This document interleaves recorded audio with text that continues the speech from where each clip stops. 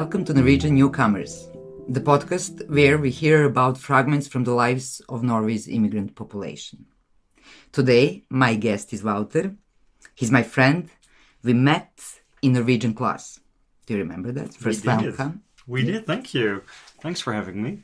Yeah, we met in Norwegian class. That was fun. Do you remember the first day and you were waiting for the class to start, the first class, like in the little canteen? And I also was waiting there, and then you were sitting there, and you were the first impression or the first scene that I had was your face and beautiful smile. You were so as a boy, excited, waiting to see who's in class, when we're gonna start. So yeah, I remember, and after the first conversation we had, that feeling when you're talking with some people, it doesn't matter, 5 minutes, and then you have the feeling, we're gonna be friends. You knew this. Yeah. Good I had the friendships feeling. start at school, even when you're an adult. And that is kind of interesting, because we can go back in some point on that, because that was the Norwegian class and the place where we are meeting kind of people that are immigrants Norwegian or Norwegian newcomers. newcomers. Yes. Yeah. But first, Wouter, I would like, as some intro for our listeners, can you tell me a little bit about yourself? Anything. Yeah. I'm Wouter. I'm from the Netherlands. Before I came to Norway, I actually used to live in England for 8.5 years. So I have been away from the Netherlands for over 10 years already, since April 2010. So yeah, that's 10.5 years. British newcomer. So I wouldn't really classify myself as British. I'm too Dutch to be British, definitely. But yeah, so I've got a little bit of experience in moving country, shall we say. And I moved to Britain from the Netherlands for work, for a job. I moved from Britain to Norway for love, as you do. So different experiences there. And yeah, I'm living in Oslo. I'm spending my working hours as a delivery driver. Can I name the company? Yeah. I probably cannot, but It's okay. They could be our sponsors. I'll try. It's the brown vans with the American logo. You know the one. Delivering packages. No. Orange is wow. I was going to say the competition. They're not really competition. Felix. We're the brown. Oh, no. Okay. I just listed all of them. Yes, and so I've been in Norway for almost 2 years. Gone to Norwegian class. Still feel a little bit struggling with that. I try my best as much as I can, but I feel that I'm a little bit still in the immigrant bubble, speaking English with everybody. Yeah, trying to hide the fact that my Norwegian is not as great as that I would like it to be at this stage. But before we are in Norway, I would like to hear a little bit about your life in Britain. Yeah. And then comparing, because, so you moved from home, first Britain, 8.5 years, yeah? That's right, yeah. So you are perfect to give us kind of, or your impressions, Netherlands, Britain, Norway, some of the highlights. Oh gosh, well, yeah, being 3 Western European countries, a lot of people might think, oh, it's very similar, you're kind of the next door neighbor. And it's so true, and at the same time, so untrue as well. I think that, especially when you talk about little differences, there's always these nuances that matter more than that you think. Devil is always in the detail. I realized when I moved to Britain from Netherlands that, when we learn about England and learn about English language, it's usually about language. And then there's this stereotype that you make fun of like England with the rolling hills where Postman Pat drives through with his red van and, everybody in these long coats and suits and having the top hats and being overly polite and things like that, which is not at all the case. Really, this is something that happens, of course, like in posh hotels and for tourists, but it is definitely not British life in general. How you would describe everyday or common British life? How Your did life there. my life there? Well, how it evolved actually is maybe like how I had to come to terms with the fact that in the first years I was like, oh yeah, I had this idea that I was going to totally blend in and almost become British and would, be totally undercover there. Nobody would notice. Like, oh, you're Dutch. I didn't realize that. And over the years, it's the longer I was away from the Netherlands, the more I realized I am so Dutch. Comparing myself to the British people around me the whole time. And what And is so Dutch? so Dutch, well, in comparison to England, you can really say, in terms of demeanor and approaching life in general, the British are very polite, and the Dutch are brutally honest. It is then sometimes said as a sort of a joke that the English are too polite to be honest, and the Dutch are too honest to be polite. And that is how we sometimes then frustrate each other because, when you have like a little problem at work or there's some, the Dutch people would rather just have you telling them and then we can do something about it. Whereas the British people, they don't like anyone to be very direct or to tell things as it is. They would rather go round the point until you finally get it. Yeah, that's one of these things that was exemplary, I thought, for my life in Britain. There's So different communication. and Communicating. approaching life in that way. That is, yeah. That was very interesting. But I thought that was one of the key things that was so different. And because obviously, whatever you do, whether you're at work or it's your day off, you're on holiday, just meeting friends, doesn't matter. Just in the supermarket, you're always communicating with people, and then there's these little differences where you think, yeah, I'm very Dutch, and this is very British. That's, yeah. Can you feel the difference in Norway when it comes to the way of communicating? Maybe in a way. I'm still, after 2 years, finding that a little bit with Norwegians, I feel. I think that is got to do with the fact that I live and work now with more foreigners as well. So I'm meeting some Norwegians in daily life, but it's usually quite brief, or it will take a little bit longer, I feel, to sort of really find what is so different about Norwegians. I know, for instance, it is said that, oh, Norwegians don't really like too much close contact, that they like their distance. When the corona thing started, we had these memes on the internet that said, oh, Norwegians were so relieved to learn that it can only spread through human contact because they don't like human contact, so they probably won't get it, which is obviously not true. It's a meme, but I haven't really found that yet. I found that obviously Norwegians are not as maybe forthcoming or dramatic as you will find from people, say, from Mediterranean countries, but they are so friendly and so warm and so welcoming. So it is definitely not a cold heart. Maybe they're just a little bit shy. I don't know, but yeah, I will see. I think that maybe I should come back to your podcast in 5 years or so and then answer this question again. Fifth season, yeah. Where are they now? Yeah, no, that would be a good idea. I think that what I just said is true. It is moving to Britain is something a lot of people do because they feel, well, everybody speaks English, so it's kind of easy to move to a country where you already speak the language, considering that, when you move country, everything is new.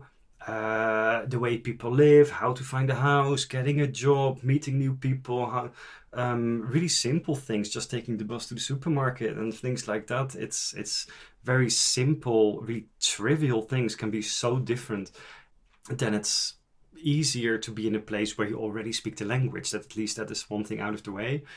I feel now a little bit in Norway, like, okay, as we discussed earlier, I met you at the Norskurs, the Norwegian course, and yeah, I'm trying my best to keep up with it a little bit, but still, it is something that I actively need to go and pursue and learn and pay attention to. And I really feel like I'm, yeah, starting over in that sense, making a lot of mistakes, laughing about myself, saying something dumb that I didn't mean, mistranslations, and it can be a bit fun, but it is a little bit frustrating at times that you're constantly being reminded that you are the foreigner in a place, no matter how welcoming people are and how hard they try their best to help you and laugh a little bit with you. When it comes to language, when I'm thinking, I'm regretting the most that I can't understand totally. I can understand something now after 5 years, but I'm really regretting that I can't understand whole news, nyheter, because I really want to know and to be actively, to know what's happening in Norway. Yeah. That is the biggest frustration when I say, oh, I need to learn this language finally. But do you think that learning Norwegian and speaking Norwegian is crucial for maybe getting work, or for what you think that the language is the most important? Is it crucial? It is important, I feel, but more for personal reasons. I would really like to spend some good years in Norway. As I said, I came for love. I'm in a relationship with somebody who actually grew up in Norway. So in daily life, going where with family, friends, and family, and everybody, they are Norwegians or Norwegian speaking from a young age. So for me, it is essential to sort of find my way there. But I feel that it is not crucial for anyone per se coming to Norway if they don't really see that as a goal to really stay here for a longer time. To give you an example, I've got colleagues at work, maybe from Poland, and I thought it was so interesting to hear. They really have this set up like, oh yeah, I'm coming to Norway, I'm having this job, it makes good money, but I'm going to do this for 5 years, then I'm coming back with my Norwegian money, I can buy a house like this, I'm gonna fulfill my dreams in Poland with my Norwegian earned money. And you can imagine in such a set, which is a good way to do. Thank God for open borders and the freedom of movement in Europe. It is wonderful that we have achieved that. But then, of course, you don't necessarily are so interested in learning the language perfectly to actually stay here if you don't really see yourself growing old here. So that really depends on the person and the work as well. It is as a delivery driver, delivering packages every day, working for the post. Sure, you say hi and goodbye to people, you have little conversations, but it doesn't really go deeper than that. I can imagine that if you work in a more customer contact job, that these things are more important as well. Generally speaking, I do feel that learning a language, it is not only about the language, because Norwegians, they learn German, they learn English, they're good in languages, but speaking Norwegian is so important to really reach people. It really says, yes, I am here in your country, I respect that, I respect you more, I want to get involved. You mentioned, when I asked why did you move to Norway, you mentioned briefly just because of love or love reasons. That's right, love reasons. You make that sound so. Yes, that's right. That is how life can go. I must say though, we all, at least I think in this day and age, when people meet other people on the internet or get online, my story is a bit funny in the sense that I had a nice contact online. And you chat a little bit, you send some messages, and that is all funny. This is when I lived in the very north of England. This is the Lake District. That is the mountainous part of England, which is on the Scottish border, but it is still England. Beautiful nature there, working there in such a little mountain hut. And I thought that this dating service would be location based, as they are nowadays in the time of GPS, but this wasn't. in these sort of like the first internet phone sort of thing. So when I figured out that he lived in Norway, I was so disappointed. I was so disappointed because we had such a nice click, just chatting about all sorts of stuff and what. But I cut that off because I thought, no, this is not going to work. I'm not like a long distance person. No, I was disappointed. So I just put an end to that, full stop. Then randomly, 2 or 3 years later, I was sent on an exchange program from my work to go work in a place in Spain. And some poor Spaniard had to come work in rainy England, so I definitely had the better end of that stick. Anyways, I was in Spain, and so was he. So when I saw his face, I thought, I recognize you. So we met up for real. Yes, yeah, this is one of these stories that nobody believes, but it is absolutely true. And we met up for real, had a wonderful contact, and the long distance relationship started for about a year. In that year, a few things had changed. I had some changes at work that I really didn't like. I really found myself in a place in England where I wasn't very happy with my life, in the sense that, well, what I told earlier, the expectations that I had put on myself, that I really wanted to blend into like British life and become that and make British friends and stuff, hadn't really happened as much as I would have hoped. And I found myself relying a lot more on my Dutch friends, so much more than I thought I would have. And, founding my, a lot of like friendships so based online, looking back in the Netherlands, rather than actually having a lot of contact with the people around me, when our relationship moved forward and it was getting so serious that we thought like, well, do you maybe want to move over to Norway? That it wasn't an easy step for me to make, because I was at a point in England where I could say, well, I kind of do feel like I've Settled. I've seen the best of it.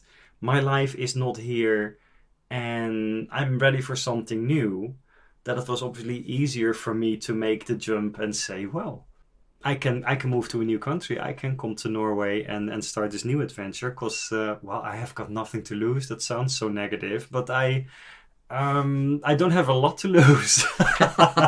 Not a lot to lose, yeah. And so I was already in a position where it was easy for me to then make that step. When we both decided, like, we should just live together, because up until that point, between the work exchange in Spain, us meeting there, and me moving, we had a whole year of visiting each other every month. I jokingly said that I should not have moved to Norway, because then I would have retained my gold membership of the flight company, the airline. Because in that year, we had a long distance relationship. I flew to Norway every month, and I got so many airline points, which I'm not doing anything with now. So No, probably their company is struggling to survive. Future holidays, shall we say, future holidays after Corona. But so I was in a position where it was really easy for me to make that move, because I wasn't particularly happy where I was. Can you recall the moment when you figure out that, I'll move to Norway? What kind of, did you know a lot about Norway before you starting visiting? Not a lot. I've been to Norway before, only once, with another friend, just on holiday. We visited Moss and around there, kayaking a bit in the fjord, and the countryside a little bit. I think we had like one day trip to Oslo on the train, just for a day, but just very briefly. I think we just walked up and down Karl Johan going to the slot, but just the sort of stereotypical images that people have of long, tall, blonde people, descendants of Vikings. They speak this sort of language, and they have terrible cheese, which I'm not supposed to say, but it is true, and it's a Dutchman speaking. It was for me an open book. I had actually no idea really about like how things would be. And I thought just one of these books that you get from a book exchange randomly, and you start reading it because there's no other book and you're bored, and then you get into it, like one of those. And then this was this Finnish girl, and she writes about how she moved to America because she moved to meet her American partner. She got a child there, and she writes about the differences between having a child there and not getting anything cared for, not getting anything paid, working way over the top and still not earning money, in comparison to how it is in Finland. And she mentions Nordics and Scandinavia as two terms all the time.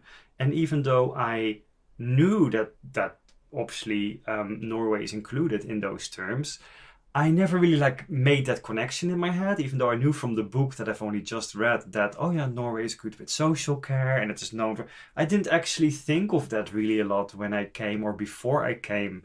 It is now that I live here that I sort of see how that works, and I think, oh yeah, this is a lot better than it was in England.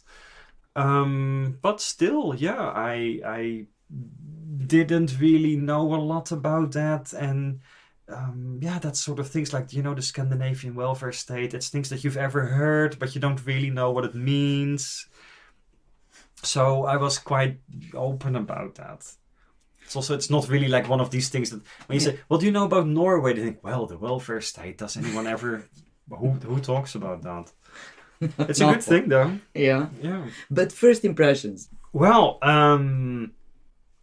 nature everywhere. That's definitely a wonderful thing.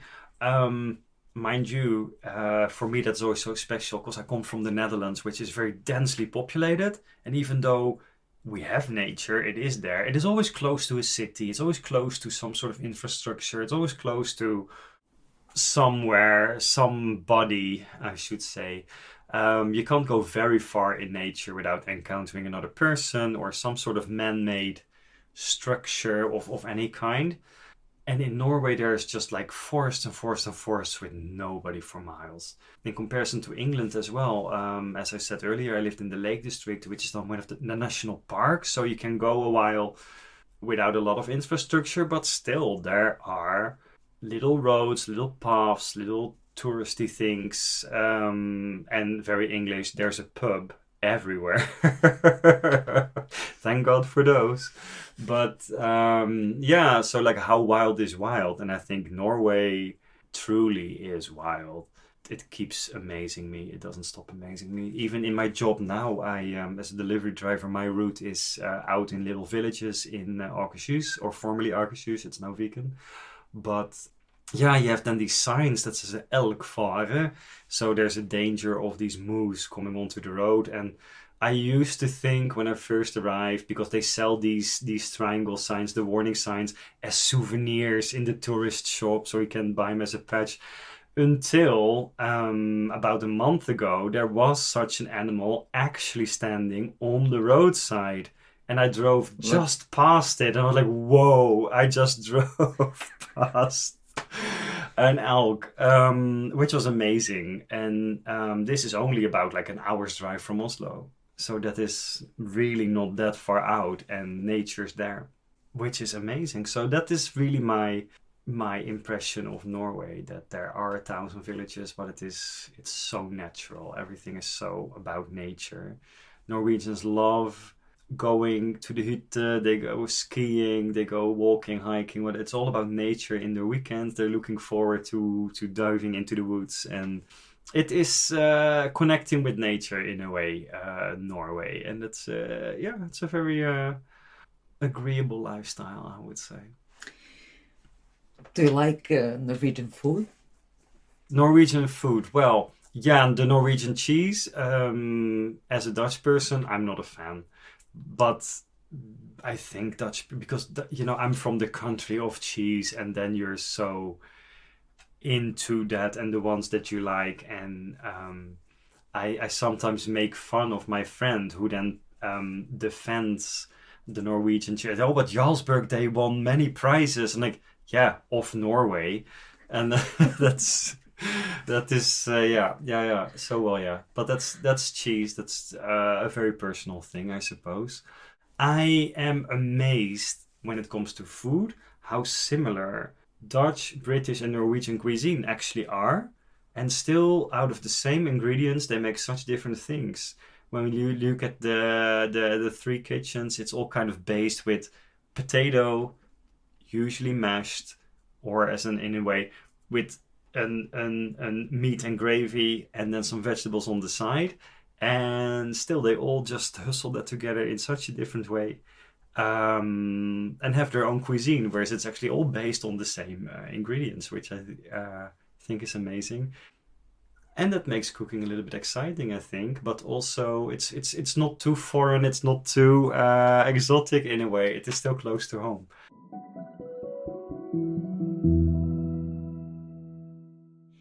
What were the challenges in the beginning when you just moved to Norway? Well, language, obviously, as a number one.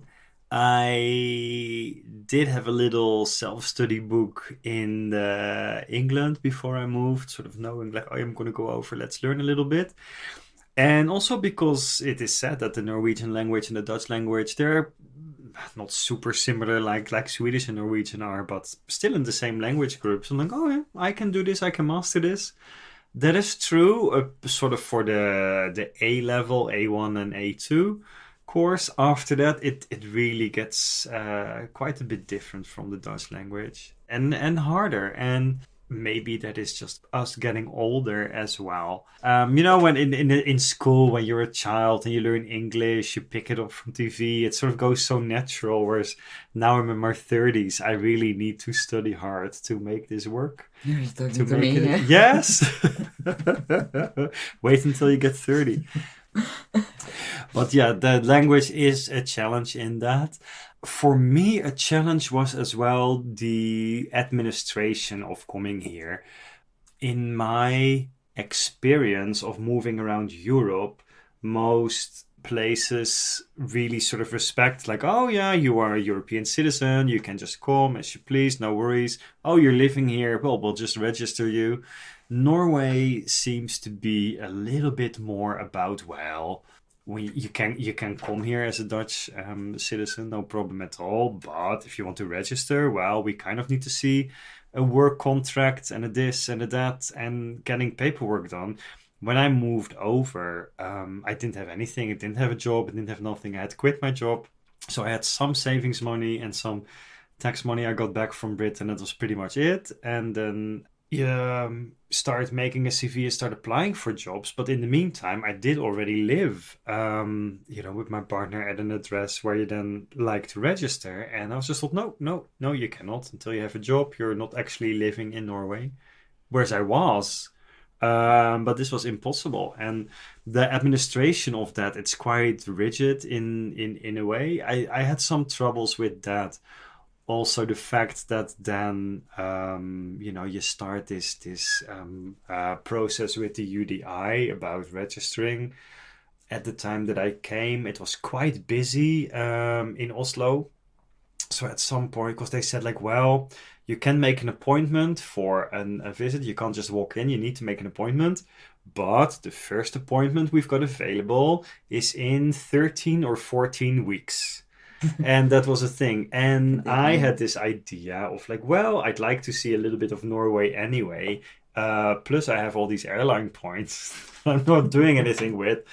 And the office in Trondheim has an available appointment this week. You know what? I've never really been there. Let's just go explore the city. And then I'll just nip into the UDI to get my paperwork sorted. And then it's all fine. Only to find there that they said, oh, well, no, you've got a contract because then I had a temporary contract for work, like as a tryout thing for 2 weeks. And said, no, it's not enough. So that's not really a reason to get you registered. It's like, well, yeah, but I'm paying my share of the rent and I've got a job. And then, no, you're not actually living here. So yeah, they were quite strict on that. And, how many months it was needed? I believe it was 6 months, a contract for at least half a year. Uh-huh. I had done really some research online, both on the official website of UDI and New to Norway site. NAV also has a part website really dedicated to foreigners coming to work here. But those things I didn't actually find mentioned. And because, I am a person that likes to be prepared and have their paperwork in order and have their stuff sorted properly. So I've really done a little bit of research in advance trying to find out how does the Norwegian government like it, and let's go do it. They wouldn't let me. It was a bit harder than I thought it was. Yeah. I guess that I was a little bit spoiled with moving to England, because England doesn't really have a lot of admin. In a way, they don't have a central registration system for foreigners to come. Government bodies don't really talk to each other. So, for instance, when you go to the job center to apply for a social security number, a national insurance number, as they call it, they will ask for an address, but they don't actually ask for, have you got a contract already or not? Or do you have income, yeah. No, it is no, because you're asking for this number to go and get an income, but they are not connected to other government bodies in a way. And when you apply for such a number, then they don't even check if you're legal in the country per se. It is an very loosely based system, and you get things done easily in that way. In Norway, being in the Folkeregister is essential for many things. Just as an example, one of the things that I was afraid of after Brexit is that my British driver's license would maybe not be valid anymore. There was talk about that, how the European countries, of course, in the EØS-aftale, the EEA agreement, have agreed to recognize each other's driver's licenses. And when Britain would leave after Brexit, that would come to an end. And it wasn't certain at all that a new agreement would come in its place. Also, because I am not even a British citizen, I kind of wanted to get rid of my British driver's license. But then you need to go to Statens vegvesen and you need your registration number, your fødselsnummer for that, which I didn't have because, and it's kind of silly that I had a job as a driver, driving around in Norway on my British license, not able to get a Norwegian license. It is sorted now, I've got it now, and it's all fine in that way, but yeah, I was a little bit surprised that for at least as a European citizen under the European EØS-aftale, that it wouldn't really go a little bit smoother, that I wasn't just accepted on paper as a standard, like by default, as it was supposed to be. In the European spirit, but well, that it surprised me a bit. But now, when you solve that administrative problems that you had at the beginning, and it lasts for almost 6 months, do you feel safe as with your status of we are still officially immigrants? Or well yes, I think so, and now that all the administrative hurdles have been conquered, I should say, that is all fine. You get these little messages from the Oslo Commune about things that are going on, and you're clearly part of that. Of course, Norway seems to be really taking care of its residents, whether they are citizens or not. Which is a good thing, I think, and it's very civilized in that way. Citizenship is a thing in many countries that can indeed like make or break your experience, your feelings of safety, your security in many ways. But I feel that for Norway, it's once you're accepted as a resident, you're absolutely fine. Yeah, I agree. I would say, nothing much more to add. But when you think about home, what's the place that you are thinking of? That is a good question. When I lived in Britain, I've been asked the question a lot, when do you go home? I hated that question because that it often came from xenophobia in a way. A lot of people asking that sort of from, well, you're a foreigner, you don't belong here, assuming that like many Europeans, I would just come to Britain for say 2 or 3 years, make some money and go away again. That was not at all my intention at that time. It really annoyed me that people would be so forward coming to, also considering that British generally are not that forward and not that direct, being quite polite, and then still crossing that boundary to come to me and say, "So, when are you going home?" I used to always then pretend that I didn't really get the question, and I used to answer something like, "Oh, I'm working till 11." Yeah, Pretending yeah. that I thought they meant, "What time are Yeah. you off?" And sometimes that would indeed kill the conversation, and I would feel like I had a little victory there. But there would have been people like, "No, no, I meant like when I when are you going home, Insisting, yeah, home?" when you're leaving. And home, home, yeah. Amazing. That obviously came from a place for people that really cannot imagine themselves ever moving to a different country for whatever reason. And that is obviously a certain mindset that a lot of people are in. People that just really couldn't imagine like why anyone would leave their home country and go somewhere else.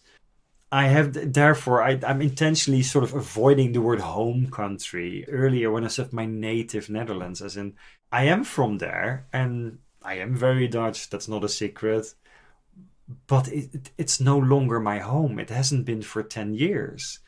And even though I like telling other people about that heritage and about my preferences from there, what we touched upon, I can be quite direct, like the Dutch are. We are the kings of cheese. Sorry, Jarlsberg. These things are there, but I do not consider that my home anymore. Having been in contact with people in the Netherlands, obviously intensively, I've got family there, I've got friends there. We live in the day and age of internet, so we are in contact with one another regularly. Thank God for cheap airfares these days, because the Netherlands is only like a short flight away. Mm. Many airlines are competing over the route between Oslo and Amsterdam, so that's good for us. And I do see the country changing as well. The country that I left behind 10 years ago is no longer there. That's not per se a sad thing or a good thing, it's just an observation. When I think back of the Netherlands, I often think of my youth, me growing up there, being as a young adult, having my first job, having my first car, living my life. But those days are over. Those days, say that I were to move back there tomorrow, it's going to be a different place, a different country in many ways. People have changed, people have come and gone. A different government with different policies. The city looks different. Old buildings have been knocked down. New things have been built. Routes have changed. Many things have changed, and that like most places do. It's just interesting to see when I speak to other friends that I have that are also Dutch and actually from my city, Utrecht, and they now still live in the UK. They very often speak of, oh yeah, going back to the Netherlands, as if all the friends that we had way back when, and the shops that we used to go to, the bars that we used to drink, are all still there. Some of them are, but some of them are not. Times are changing, things are changing, Netherlands are changing too, and that's the thing. So when you say, well, home, it's maybe something that lives in your heart, that lives in your memory, As a part of you. as of course, and in a way it's a very nice illusion, but it used to be there. I think fondly of it, but I do realize that a lot of these things are no longer there.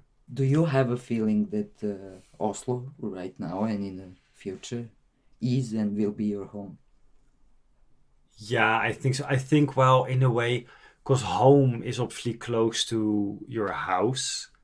To be able to move to another country, start a life there, you kind of need to have a little bit of that traveler's blood in you anyway. It's the nomadic sort of It's people. not for everyone. That's true. That's why I say nomads by heart. And then you have that sort of feeling like wherever you put your pillow is your home.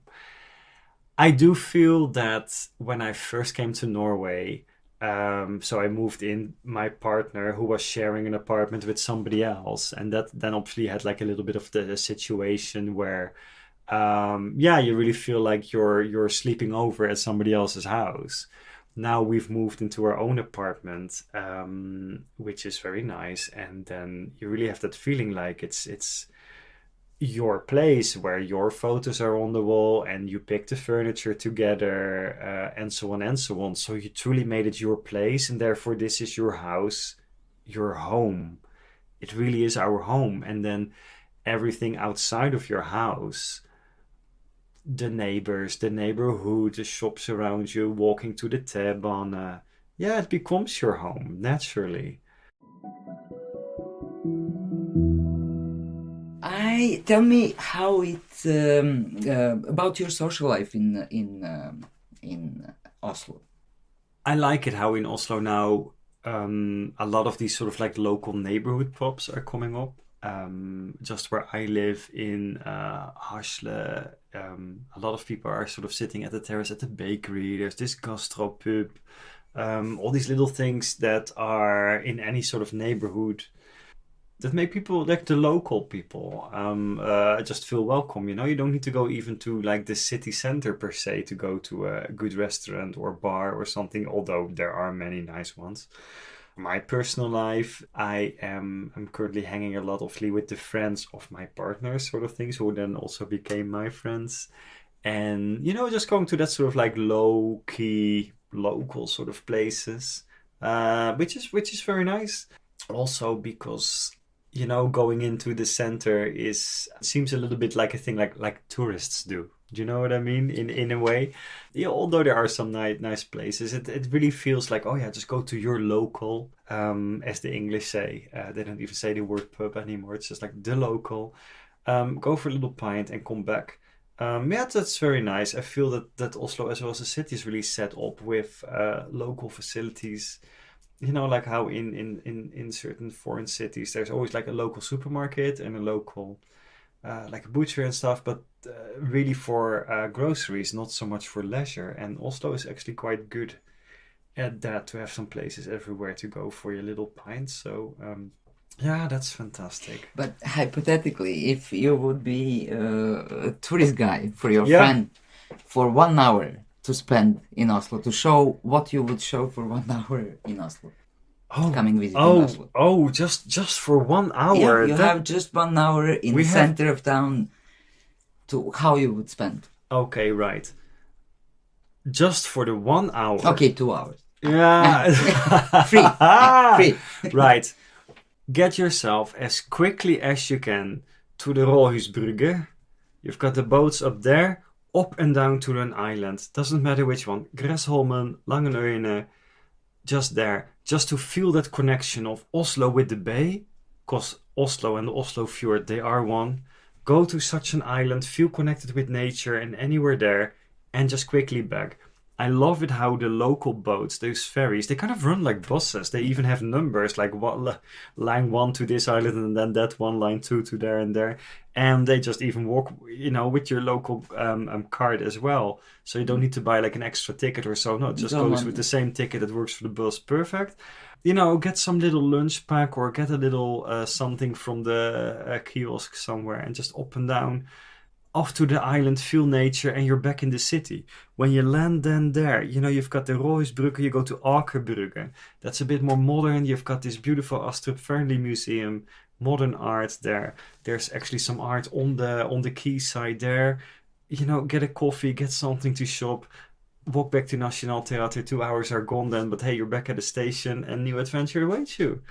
It is it is such a good place to hang actually there in Oslo. Also because I don't know if anyone ever noticed this. I'm gonna sound like such a total architecture nerd, but when you look around in sort of like a 180-degree panoramic view, you see that really modern part of Akerbrugge with the Astrup Fearnley Museum, the new built sort of shopping part, and then you look past the Vestbane station. That used to be the railway station, but that's stopped now. But that's now the Nobel Peace Center.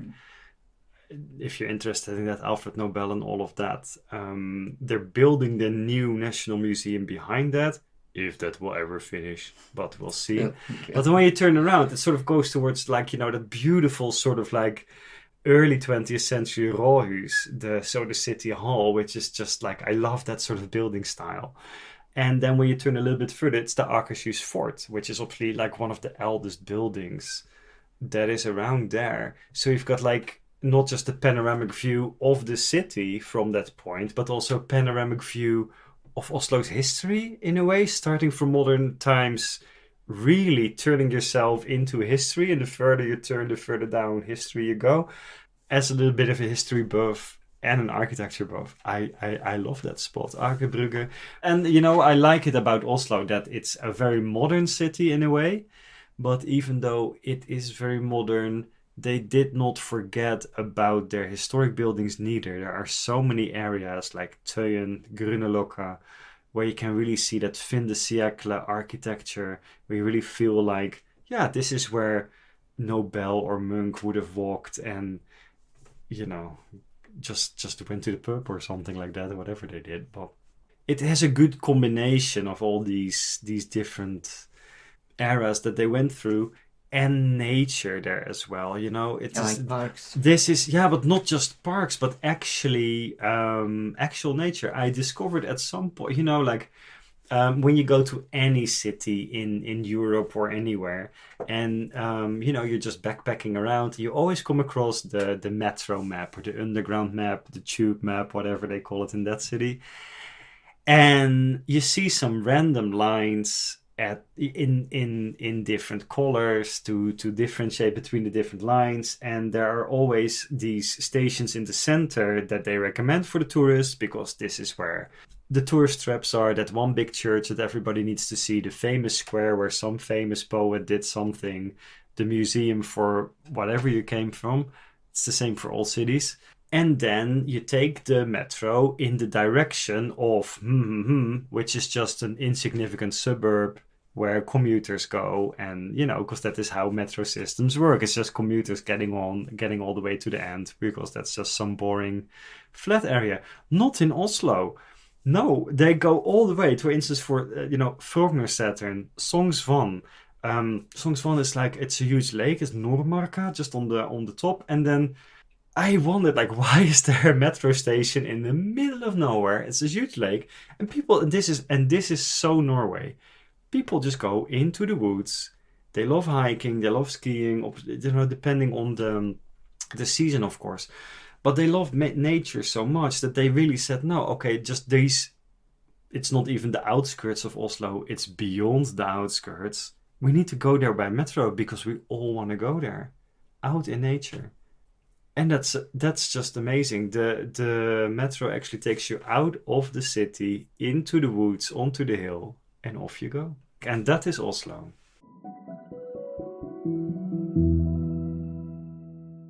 So unfortunately, we need to end this conversation. I really enjoyed. I hope our listeners too. And thank you again for being my guests. My pleasure. And thanks for having me. Thank you for being with us for those hour or less. We'll be here again next week. Okay, bye. Okay, bye. Yeah, I probably need to do this.